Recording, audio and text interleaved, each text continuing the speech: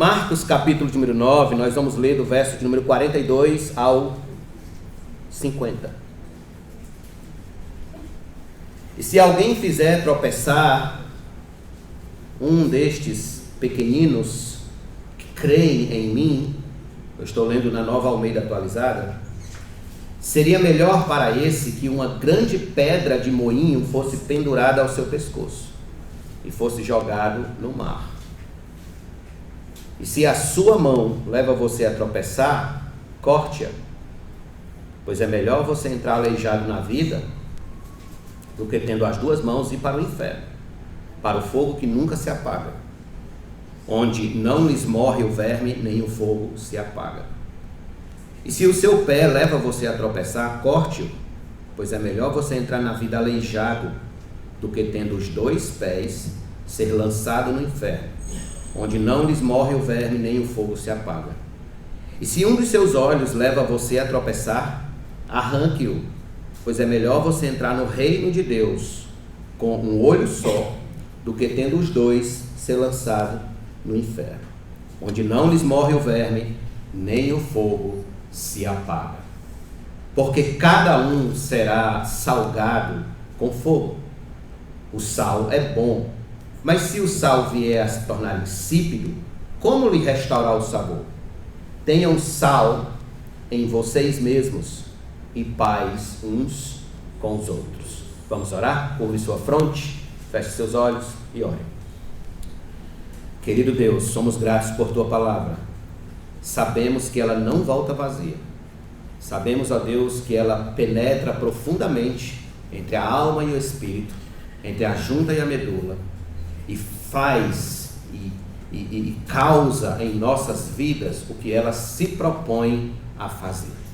Eu te peço que o Senhor fale aos nossos corações, ministre aos nossos corações, que o Senhor nos corrija no que a gente precisa ser corrigido hoje à noite e nos converta no que precisamos ser convertidos de verdade. Em nome de Jesus nós te agradecemos. Todos nós digamos amém. Amém. Permaneça com sua Bíblia aberta aí, por favor, em nome de Jesus. Deixa eu começar com uma pergunta retórica.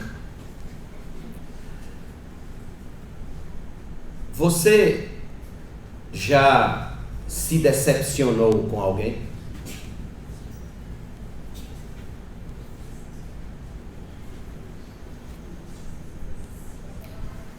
Alguém já foi a causa de uma profunda decepção no seu coração?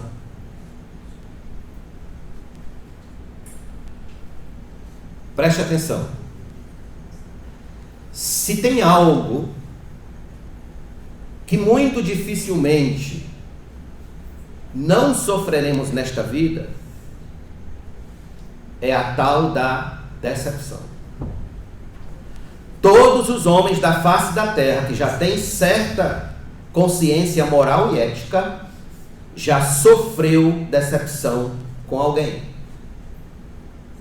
Inúmeros pais já sofreram profundas decepções por parte das atitudes de seus filhos. Inúmeros filhos já foram atingidos por decepções por parte de atos dos seus pais. Inúmeros cônjuges já amargaram a sensação de decepção com a pessoa tão amada nesta vida. Incontáveis amigos já foram feridos com o espinho da decepção em suas amizades. É praticamente impossível não encontrarmos alguém neste mundo que não tenha experimentado uma pontadinha de decepção com o seu semelhante, com o seu próximo. É praticamente impossível. Por outro lado, é difícil também encontrar alguém em nossos círculos de convivência que não tenham se decepcionado conosco, em algum instante ou ocasião. Devemos ser sinceros e honestos, encarando o fato que também nós somos causa de decepções de muitos que nos cercam. Estes estes, meus irmãos, são efeitos diretos do pecado em nossa natureza. Nós gostamos de duas coisas. Primeiro, nos vitimizar quando nos decepcionamos com alguém. Segundo, de nos justificar e não assumir a culpa quando somos os decepcionadores. Isso é vitimização e malícia. Vitimização e malícia. É exatamente desse espírito malicioso que nosso Senhor quer livrar os discípulos nesse texto. E o modo que ele faz isso, irmãos, é ensinando que todos os atos do cristão, que todos os atos de um crente são relevantes no céu. No texto anterior, nosso Senhor disse que se dermos, quem veio domingo passado lembra? Se dermos um copo d'água àqueles que são de Cristo, isso terá um efeito grandioso no céu, porque tudo que fazemos de bom a um cristão, tudo que fazemos de bom a um servo de Deus, estamos fazendo ao próprio Cristo. Em Mateus capítulo 25, verso 40, está escrito assim: em verdade lhes digo, que sempre que o fizeram a um destes meus pequeninos irmãos, foi a mim que o fizeram. Em outras palavras, Jesus está dizendo que isso será recompensado no céu. Haverá galardão para os que honram e amam os filhos de Deus. Aliás, o Senhor disse a Abraão: abençoarei os que te abençoarem. Assim são abençoados os que abençoam os filhos de Deus. Em contrapartida, meus amados, aqueles que fazem mal aos filhos de Deus não terão a mesma sorte de boas recompensas. Não serão bem-vindos no céu de Deus. Não receberão a boa recompensa celeste. Muito pelo contrário. Nosso Senhor está ensinando aqui que é muito perigoso se tornar uma pedra de tropeço no reino de Deus. Que há sérias consequências quando se age com maldade contra os filhos de Deus.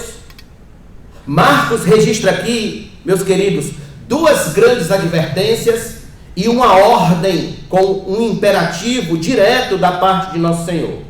Para todo aquele que não quer sofrer as consequências eternas por ser uma pedra de tropeço, é importante que hoje à noite nós observemos essas duas advertências e essa ordem direta de nosso Senhor.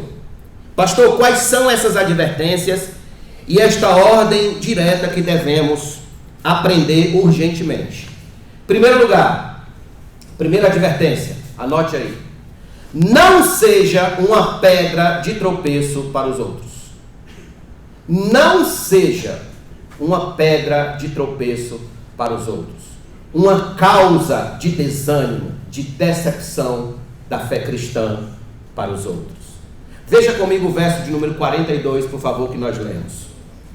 E se alguém fizer tropeçar um destes pequeninos, que crê em meu nome, seria melhor para esse que uma grande pedra de moinho fosse pendurada ao seu pescoço e fosse jogado no mar. Observe. A princípio, esse versículo pode ser visto por dois ângulos importantes. Sendo o primeiro ângulo de um consolo, em saber que Deus vingará com justiça aqueles que fazem mal aos seus filhos. Seria melhor para esses que fazem mal aos filhos de Deus que amarrassem uma grande pedra de moinho e fosse lançado no mar, porque Deus vingará. Nosso Senhor não deixará passar em branco o mal que o crente sofre por causa da sua fé neste mundo. Todos que fazem mal a um cristão por este ser cristão sofrerão o juízo de Cristo. Deus vingará os mártires. Deus vingará os perseguidos. Paulo, em Romanos capítulo 12, deixa isso bem claro. Deixe que Deus vingue. Deixe a vingança por conta de Deus, porque vai acontecer.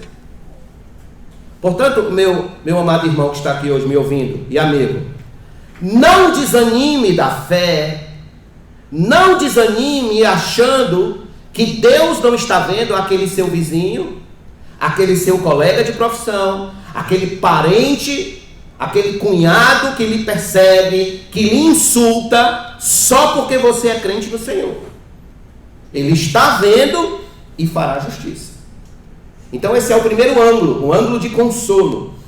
E há um segundo ângulo, que nós percebemos aqui, que é o ângulo da advertência, para que os discípulos não sejam eles próprios pedra de tropeço para os pequeninos do Senhor. O termo pequeninos aqui está ligado não às crianças do versículo 37 do capítulo 9, mas ao exorcista ambulante que acredita em Cristo, como nós vimos no domingo passado. O exorcista ambulante aqui é o representante de todos os crentes do Senhor. Eles são os pequeninos que depositam fé no Senhor, que não podem ser desanimados da caminhada por pedras de tropeço. Marcos não fornece a natureza desse tropeço. Qual seria a causa específica do tropeçar do cristão aqui? Ele apenas registra nas palavras de Cristo que fazer um crente tropeçar, que fazer um cristão tropeçar na fé é algo que insulta a Deus. Um dado importante em busca da natureza desse tropeço, meus irmãos, é o próprio termo grego usado para a expressão, como você pode ver aí na sua Bíblia no verso 42, fizer tropeçar. No original esse termo é escandalizein, ou seja, é agir para destruir a fé de alguém no Senhor. É ser causa de desânimo e abandono da fé de alguém no Evangelho. Para tal pessoa que causa desânimo, que causa tristeza aos que servem a Deus, melhor seria amarrar uma pedra de moinho no pescoço como um colar e se jogar no mar.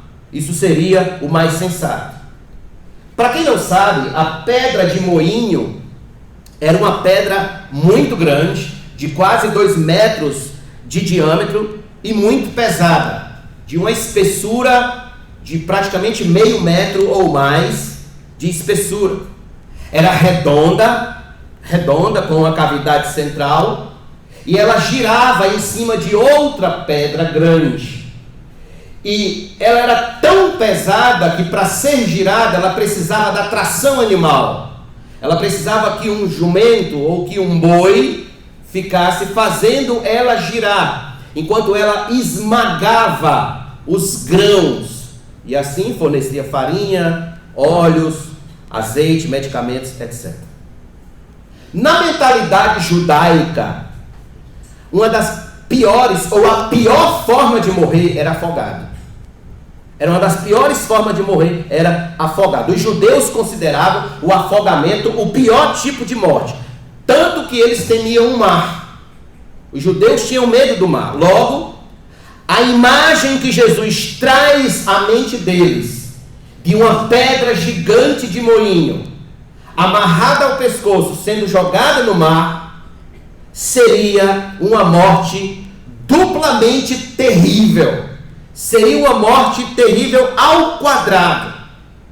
Os discípulos estavam tentando, meus irmãos, desanimar aquele homem, de acordo com os versículos anteriores, o exorcista ambulante, de agir em nome de Cristo, de agir em nome do Senhor, porque ele não era um dos 12 autorizados, e eles deviam parar com isso urgentemente.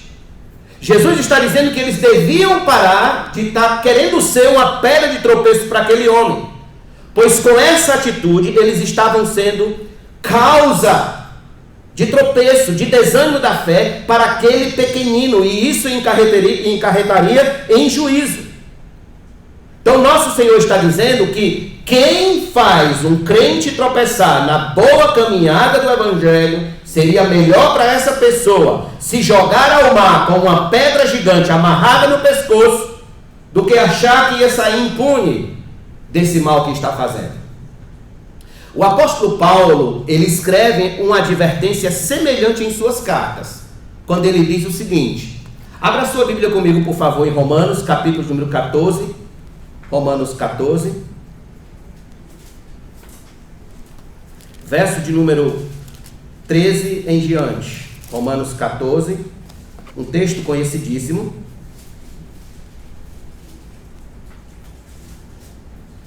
Do verso de número 13 em diante diz assim: portanto, deixemos de julgar uns aos outros. Pelo contrário, tomem a decisão de não pôr tropeço ou escândalo diante do irmão. Eu sei, estou persuadido no Senhor Jesus de que nada é impuro em si mesmo, a não ser para aquele que pensa que alguma coisa é impuro, para isso é impura. Se o seu irmão fica triste por causa do que você come, você já não anda segundo o amor. Não faça perecer por causa daquilo que você come aquele por quem Cristo morreu. Não seja, pois, difamado aquilo que vocês consideram bom. Porque o reino de Deus não é comida nem bebida, mas justiça, paz e alegria no Espírito Santo. Aquele que deste modo serve a Cristo é agradável a Deus e aprovado pelas pessoas. Assim, pois, sigamos as coisas que contribuem para a paz e também para as que são para a edificação mútua. Não destrua a obra de Deus por causa da comida. Todas as coisas, na verdade, são puras, mas não é bom quando alguém come algo que causa escândalo. É bom não comer carne, nem beber vinho, nem fazer qualquer outra coisa que leve a um irmão a tropeçar. Veja que coisa interessante temos aqui. Paulo está fazendo eco ao ensino de nosso Senhor sobre o cuidado que devemos ter em não ser pedra de tropeço, de vergonha, para aqueles que estão servindo a Deus, tentando servir a Deus. Aqui então, irmãos, está o nosso desafio de não sermos apanhados nesta vida como pedras de tropeço, desanimadores espirituais dos filhos de Deus neste mundo. Não sermos os responsáveis pela queda de alguém da fé cristã. Ouça, lamentavelmente, inúmeros que se dizem cristãos se tornaram causa de desânimo da fé cristã para muita gente. A maneira como tais pessoas vivem o evangelho no trabalho, como vivem o evangelho em casa, na vizinhança, no condomínio, na faculdade, no colégio, no trânsito, é de causar desânimo em qualquer um. O cristão que mente na frente dos filhos, o cristão que bate na esposa, a cristã que responde ao marido com palavrões, o cristão que faz intriga entre os irmãos, o cristão que compra e não paga, o cristão que inveja a casa do próximo, o cristão que se acha melhor que todo mundo no trabalho, o cristão que desobedece ao patrão, o cristão que, sendo patrão, não paga corretamente aos funcionários, o cristão que passa cheque sem fundo, se é que ainda alguém usa cheque, é um tropeço. Ele atrapalha. Tal pessoa, irmãos, devia ponderar bem o que o nosso Senhor está falando sobre as consequências disso. As consequências. Porque Deus não deixará passar em branco. O Senhor vingará os seus pequeninos. Veja um ato de juízo imediato da parte de Deus nessa questão. Abra sua Bíblia comigo em Atos, capítulo número 13, por favor. Atos dos Apóstolos, capítulo número 13. Verso de número 6 em diante. Havendo atravessado toda a ilha até Pafos, encontraram certo judeu de nome Bar Jesus, que praticava magia e era falso profeta. Ele estava com o procônsul Sérgio Paulo, que era um homem inteligente. O procônsul, tendo chamado Barnabé e Saulo, desejava ouvir a palavra de Deus. Porém, o mago Elimas, e é assim que se traduz o nome dele, se opunha a eles, procurando afastar da fé o procônsul. Veja, querendo ser a pedra de tropeço. Mas Saulo, também chamado Paulo, cheio do Espírito Santo, olhando firmemente para Elimas, disse: ó filho do diabo, cheio de todo engano e de toda maldade, inimigo de toda justiça, por que você não deixa de perverter os retos caminhos do Senhor? Eis que agora a mão do Senhor está contra você e você ficará cego, não vendo o sol por algum tempo. No mesmo instante caiu sobre ele névoa e escuridão, e andando em círculos procurava quem o guiasse pela mão. Então o procônsul, vendo o que havia acontecido, creu, maravilhado com a doutrina do Senhor. Veja, este é um caso de juízo imediato de Deus sobre aqueles que são pedra de tropeço. Poderia citar também Ananias e Safira. Mas chegará o dia em que o juízo sobre estes será eterno, será para sempre. Daniel 12, versículo 2. Muitos dos que dormem no pó da terra ressuscitarão, uns para a vida eterna, outros para a vergonha e horror eterno. Em João capítulo 5, verso 28 e 29 está escrito: não fiquem maravilhados com isso, porque vem a hora em que todos os que se acham nos túmulos ouvirão a voz dele e sairão, os que tiverem feito bem para a ressurreição da vida, e os que tiverem praticado mal para a ressurreição do juízo. Pergunto, quem são estes que ressuscitarão para a vergonha e horror eterno? E eu respondo a vocês: além dos ímpios, além daqueles que nunca confessaram a Cristo como seu Senhor e Salvador, aqueles que ressuscitarão para a vergonha e horror eterno são os que serviram de pedra de tropeço dentro da igreja, que não eram genuinamente convertidos, que não ouviam as exortações bíblicas, nem aceitavam ser pastoreados por ninguém. Estes terão o triste fim da condenação eterna. O triste fim. Conheci um homem da alta sociedade de Fortaleza, que mesmo se dizendo cristão, ele dizia assim: pastor nenhum manda na minha vida, igreja nenhum manda na minha vida, se mete na minha vida. Eu não tenho satisfação a dar a ninguém na igreja. Eu vivo do jeito que eu quiser e Deus me aceita dessa forma. Ninguém tem nada a dizer no meu casamento, onde quer que seja da minha vida. Quem manda sou eu, e se o pastor achar ruim, eu saio da igreja. Pergunta: será mesmo que a vida cristã significa você viver do jeito que você quiser, sem prestar contas a ninguém? Será mesmo que eu não devo satisfação dos meus atos aos meus irmãos? Em 1 Coríntios capítulo 8, versículo 9, Paulo disse: mas tenham cuidado para que essa liberdade de vocês não venha de algum modo a ser tropeço para os fracos. 1 Coríntios 10, 32 e 33, ele falou de novo: não se tornem motivo de tropeço nem para judeus, nem para gentios, nem para a igreja de Deus, assim como também eu procuro em tudo ser agradável a todos, não buscando o meu próprio interesse, mas o de muitos, para que sejam salvos, não meu próprio interesse. E quando ele escreve a carta aos Efésios, Paulo diz o seguinte: abra sua Bíblia comigo, por favor, na carta de Paulo aos Efésios, capítulo número 4. E veja o que o nosso amado irmão Paulo escreveu a este respeito, no que tange a nossa prestação de contas aos nossos irmãos, a comunidade de fé a qual nós participamos. Veja, versículos número 31. Que não haja no meio de vocês qualquer amargura, indignação, ira, gritaria e blasfêmia. Veja que ele está falando no coletivo, no meio de vocês, no meio da igreja. Muito bem, seguindo. Bem como qualquer maldade.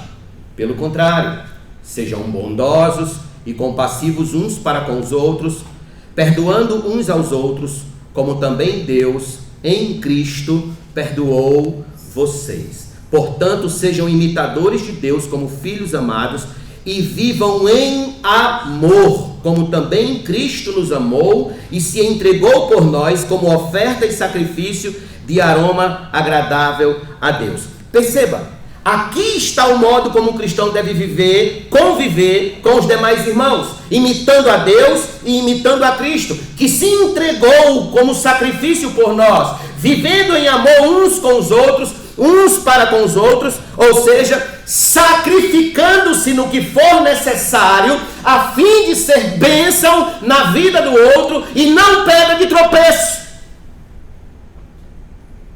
É aqui onde entra o negar a si mesmo, o dizer não para si mesmo, para que o outro não desanime, para que eu não seja uma pedra de tropeço para o irmão mais fraco, o pequenino de Deus.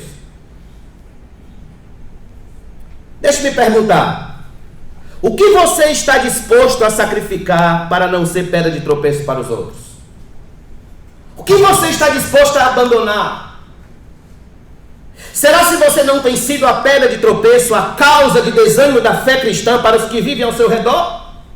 No seu trabalho, na sua casa, na sua vizinhança, no seu condomínio, nos seus negócios? Será se você não tem sido a causa de tropeço no seu casamento, na sua família, nas suas amizades? Será?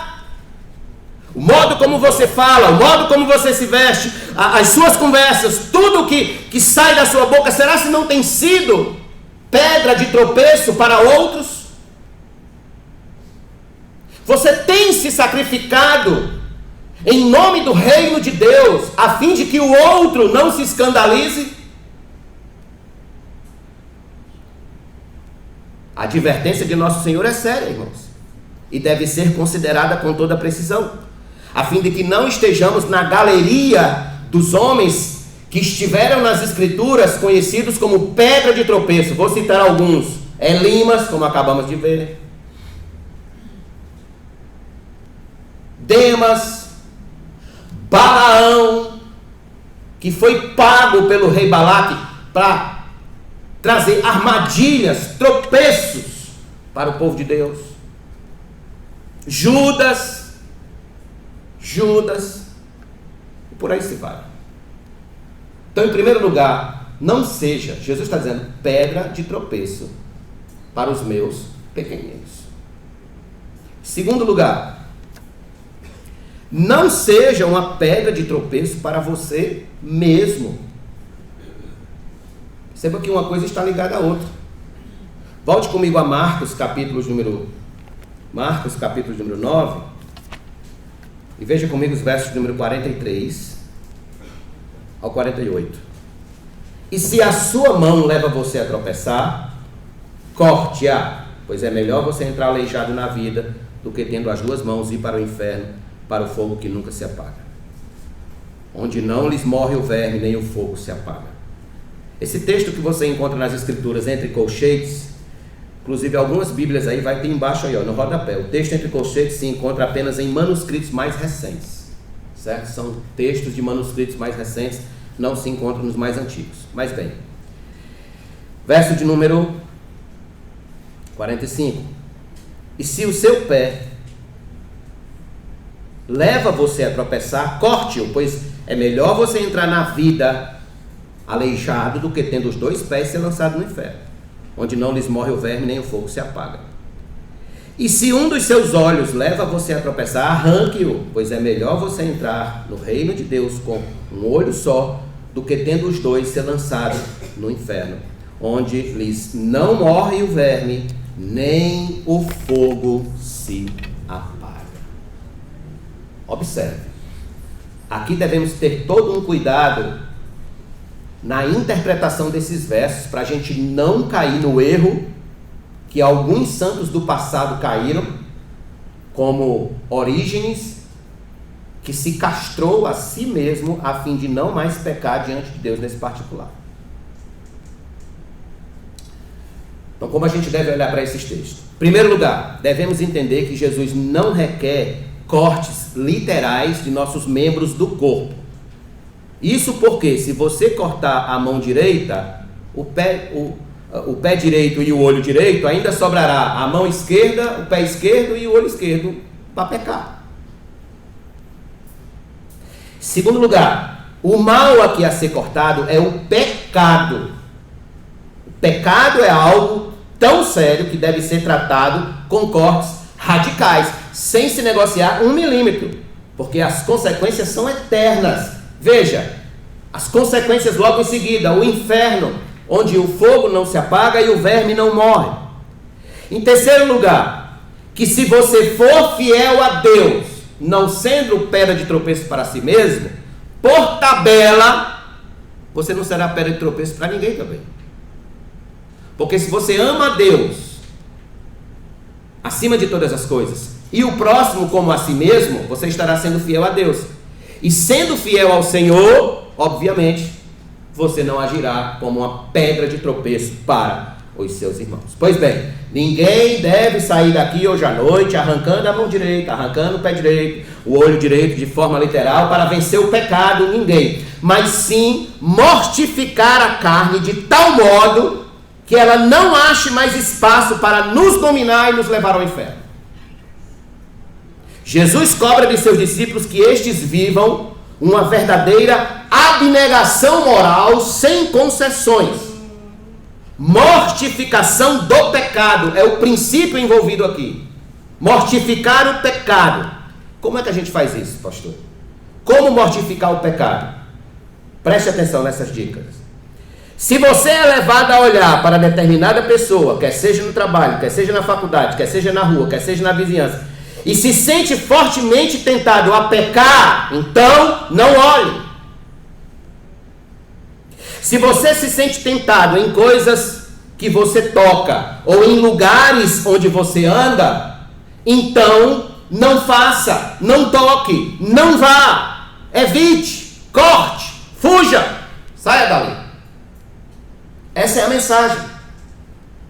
Comporte-se como se você fosse cego. Comporte-se como se você fosse sem mãos e sem pés para essas situações que lhe levam a pecar no coração diante de Deus. O que Jesus está dizendo é: não alimente a sua carne. Em Romanos capítulo 13, verso 14, Paulo diz: mas revistam-se do Senhor Jesus Cristo e não façam nada que venha a satisfazer os desejos da carne. Não façam nada. Na Almeida, Revista Atualizada, diz assim: nada disponhais para a carne. Ou seja, não coloque à disposição da sua carne. Não coloque à disposição da sua carne. Não assista determinados filmes ou novelas com cenas de sexo. Não coloque isso à disposição da sua carne. Não converse assuntos que despertem curiosidades para o pecado.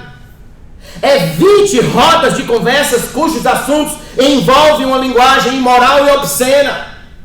No trabalho, na faculdade. Tenha cuidado com certos aplicativos de relacionamento. Saia de grupo social cujos áudios, vídeos e mensagens sejam pornográficas. Evite abraços, caronas, conversas particulares com o sexo oposto. Tenha cuidado. Não ande em ambientes carregados de obscenidade, de propostas que lhe seduzem, quer seja no alcoolismo, quer seja no âmbito do dinheiro, quer seja no âmbito da área sexual. Evite. Dizem, há um ditado antigo, que uma árvore pode produzir milhares e milhares de palitos de fósforo. Mas um palito de fósforo pode queimar milhares e milhares de árvores. Basta um pequeno olhar. Basta uma palavra, um ambiente, uma circunstância, uma condição. Um palito de fósforo pode queimar milhares e milhares de árvores. Um pequeno gesto pode ser o suficiente para iniciar um fogaréu de desgraça na sua vida. Um fogaréu de tristezas. Muitas pessoas aqui que já se decepcionaram em relacionamentos passados, com certeza se arrependem daquele primeiro oi que recebeu ou que deu para a pessoa do outro lado. Com certeza se arrependem daquele primeiro gesto de gentileza que foi feito do outro lado. E aceitou. Porque a partir dali iniciou-se um processo de muita dor e de muita tristeza. Um palito de fósforo é o suficiente para se queimar grandes florestas. Escute isso aqui. Todo grande pecado sempre começa com uma pequena tentação. Evite, fuja, corra. Salomão vai dizer em Cantares que são as pequenas raposinhas que destroem toda a vinha. As pequenas raposinhas. Então só há um jeito de nós vencermos, de nós não sermos pedras de tropeço para nós mesmos. Fuja! Bloqueie! Corte! Delete! Saia fora! Em 1 Tessalonicenses 5:22, Paulo disse: abstenham-se de toda forma de mal.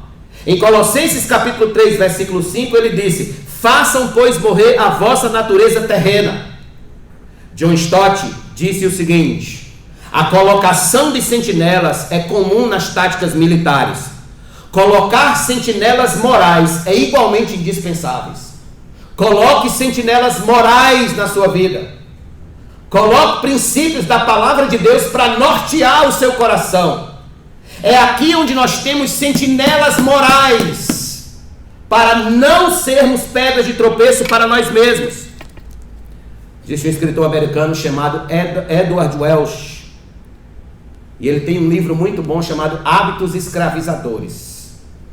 E nesse livro ele disse o seguinte, abre aspas: existe algo na guerra que aguça os sentidos, especialmente quando o inimigo está constantemente escondido. Você ouve um galho que se quebra, ou o farfalhar das folhas já entra em modo de ataque. Alguém tosse e você está pronto para puxar o gatilho.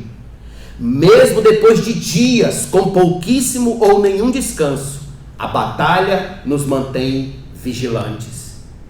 O problema é que, como cristãos, nós esquecemos frequentemente de que estamos em uma batalha. Fecha aspas. Eu vou repetir essa última frase. O problema é que, como cristãos, nós esquecemos que estamos constantemente em uma batalha. E uma batalha, em primeiro lugar, contra nós mesmos. Contra a nossa natureza pecaminosa.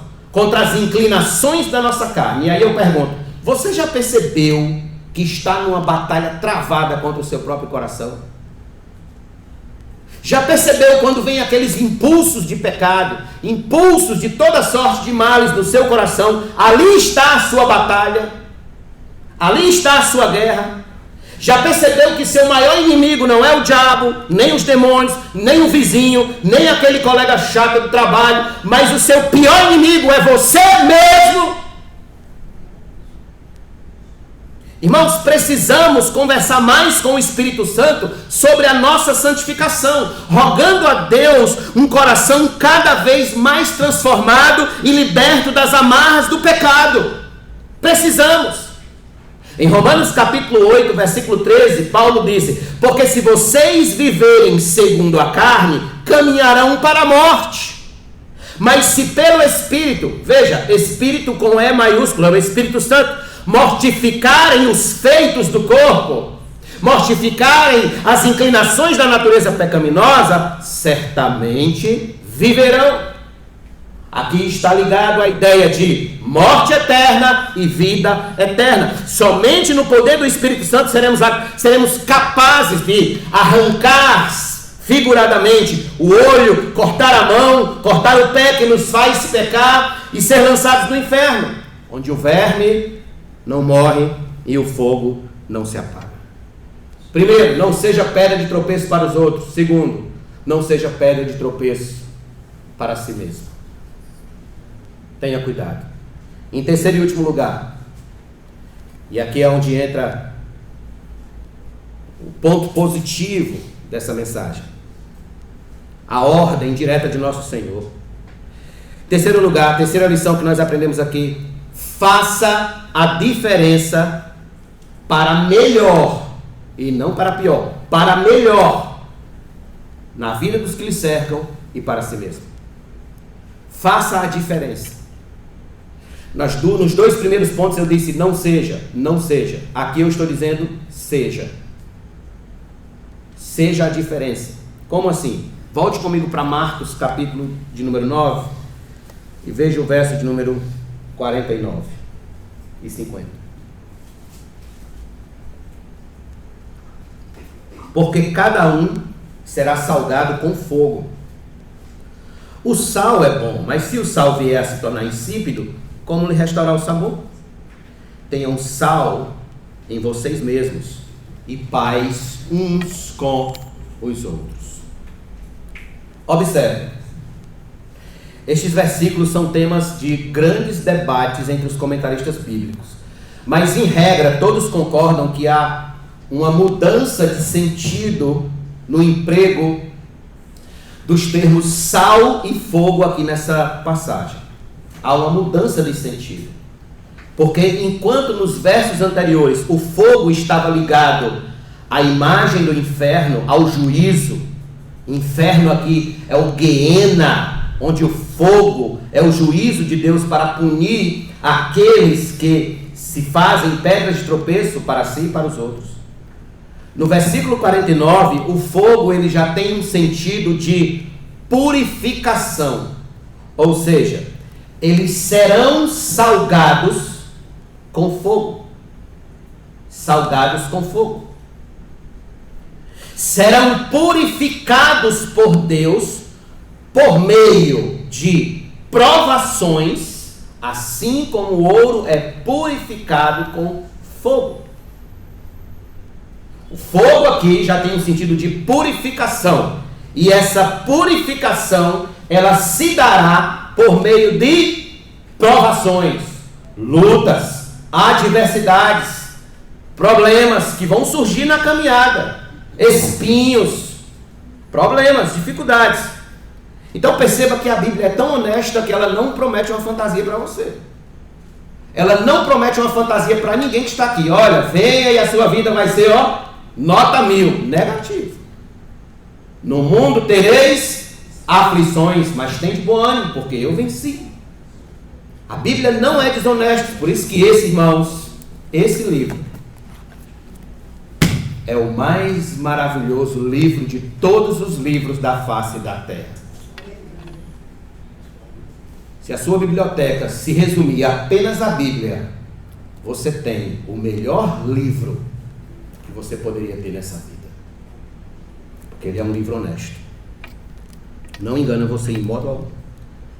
É tanto que em 1 Pedro, capítulo 1, versos 6 e 7, está escrito: nisso vocês exultam, se alegram, embora no presente, por breve tempo, se necessário, sejam contristados por várias provações, para que, uma vez confirmado o valor da fé que vocês têm, muito mais preciosa do que ouro perecível, mesmo apurado pelo fogo, resulte em louvor, em glória e honra na revelação de Jesus Cristo.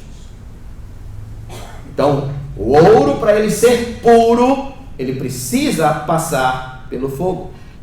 A fé cristã, para que ela seja pura, madura, santa, piedosa, ela vai ter de passar por tempos de tribulações, de dificuldades. A cruz vai pesar, os dias difíceis vão acontecer, e serão nesses dias difíceis em que Deus estará trabalhando em você, trabalhando no seu caráter. Sabe aquele patrão chato? Sabe aquele vizinho que lhe persegue? Sabe aquele projeto que não deu certo? Sabe aquele negócio que não foi fechado? Sabe aquela prova que você não passou? Sabe aquela enfermidade que não vai embora? Sabe aquele problema crônico no casamento? Sabe aquele desgaste diário com um filho teimoso, com uma filha teimosa? Sabe aquele desemprego?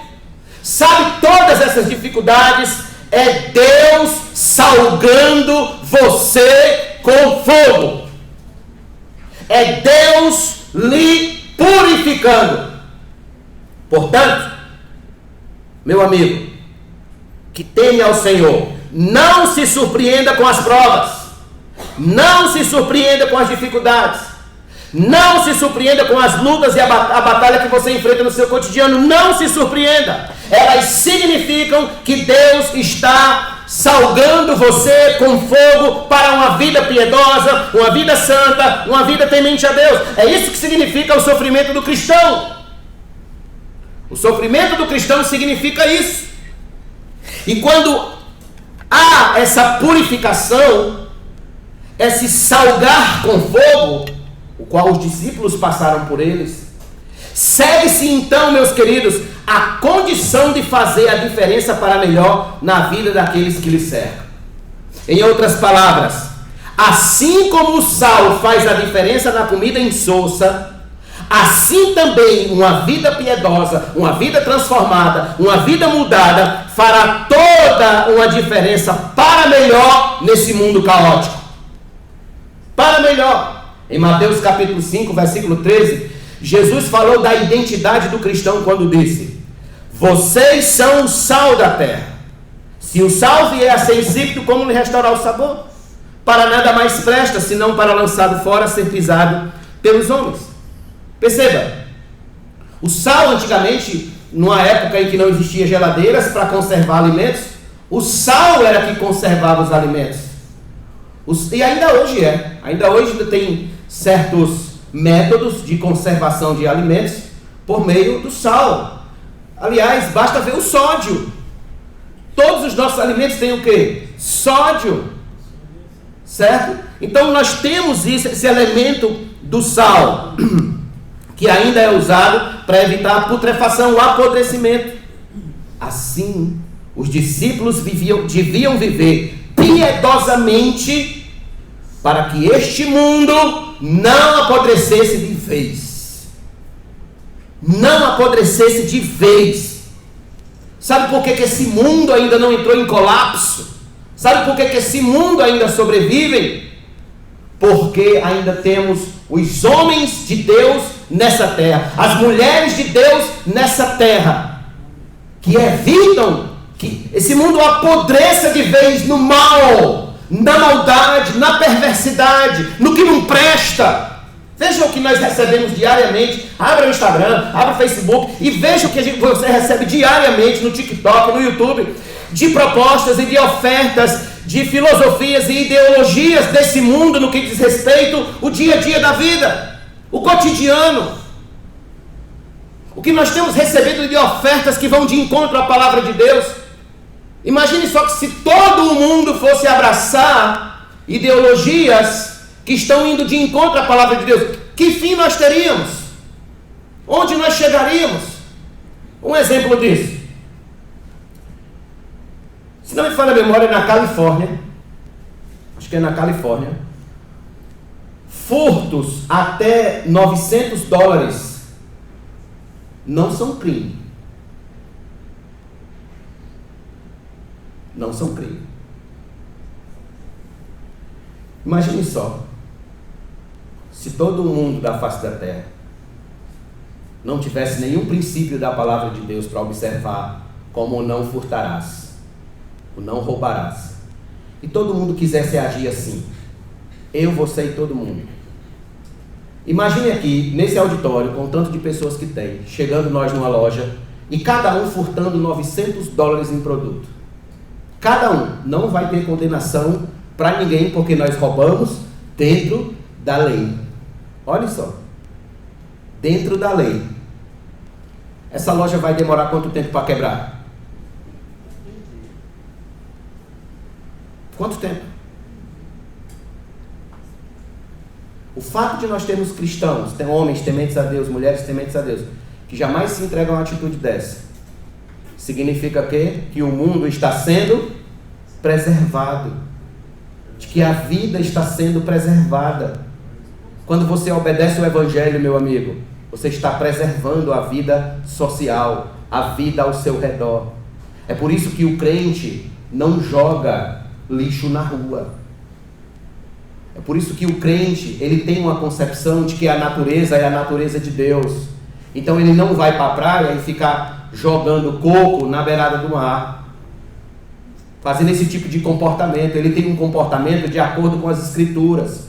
Então ele serve como o quê? Como aquele que preserva. este mundo, que preserva a vida ao seu redor, que tudo ao seu redor se transforma assim que ele chega, se transforma para melhor. Isso é fazer a diferença para melhor. Portanto, meus irmãos,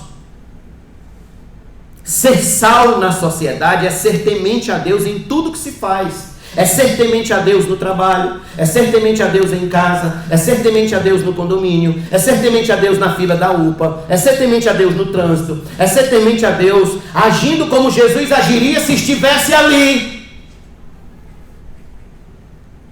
Sendo bondoso, paciente, respeitoso, honesto, sincero, honrando aos mais velhos, honrando aos pais. Isso é ser sal. Isso é ser diferente. Isso é temer a Deus.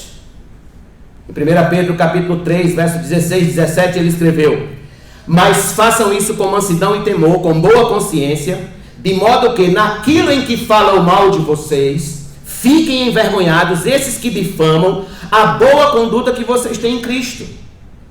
Porque se for da vontade de Deus, é melhor que vocês sofram por praticarem o bem do que praticando o mal. Todos nós sofremos, mas se é para eu sofrer, que eu sofra por ser honesto, por ser digno, por ser bondoso, por ser caridoso com as pessoas, por ser justo e não por praticar o mal. Existia um homem na antiga Grécia que ele foi condenado à banição de Atenas porque ele era muito justo. Ele era muito justo.